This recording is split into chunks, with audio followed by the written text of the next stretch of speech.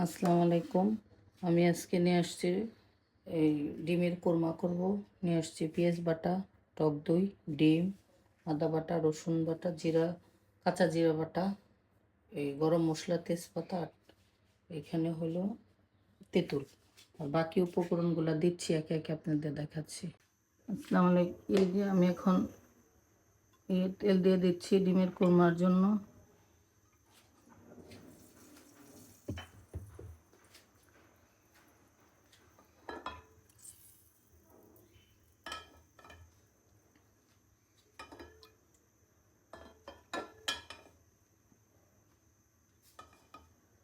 আবার দেখাচ্ছি, পেঁয়াজ বাটা দিয়ে দেবো এখন।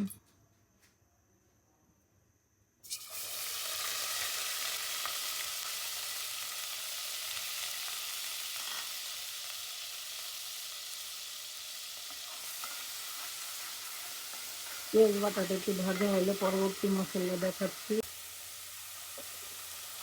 এখন দিয়ে দেবো গরম মশলা, তেজপাতা, জিরা বাটা, রসুন বাটা, আর হলো আদা বাটা। একটু মশলা কষিয়ে নিয়ে আপনাদের দেখাবো। এখন দেবো লবণ,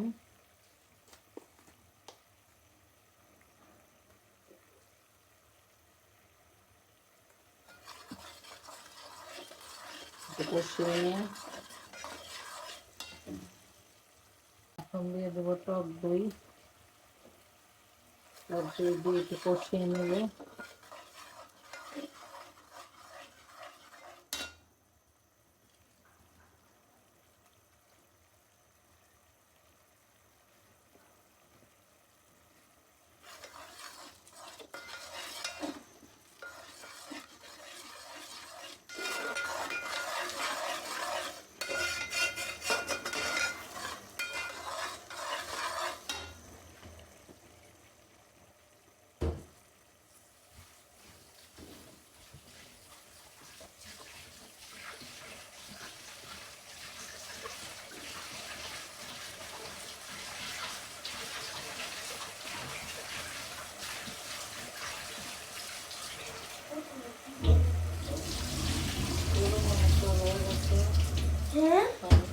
হইব হলো ডিমের কোরমা, তারপরে দেবো রোজ, তারপরে দেবো একটা মাছ।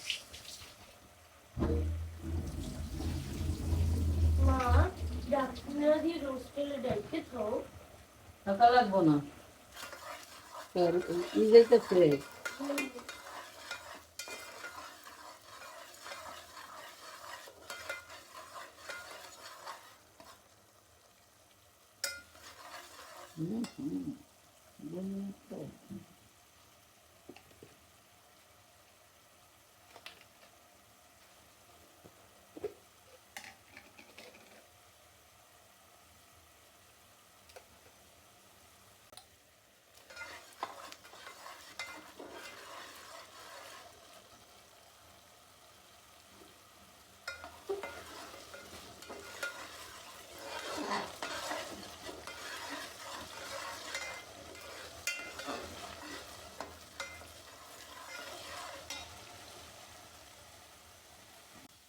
এখন দিয়ে দেবো ডিমগুলা। আমি ডিম কখনো ভাজা দিই না, কোরমার ডিম সবসময় সাদা দেবো।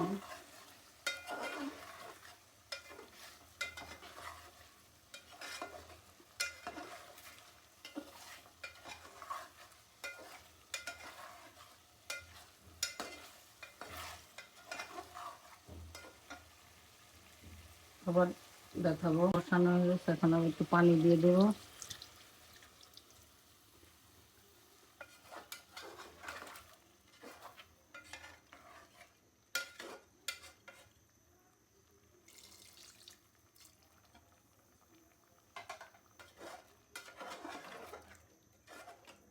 আবার পরবর্তীতে দেখাচ্ছি, এখন একটু দিয়ে দেবো তেঁতুল।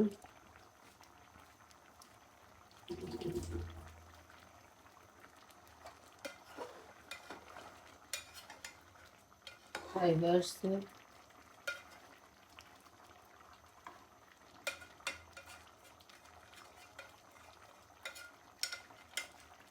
আবার দেখাবো পরবর্তীতে পরে পেঁয়াজ ভাজা দেওয়ার সময়। এখন দিয়ে দেবো পেঁয়াজ ভাজা।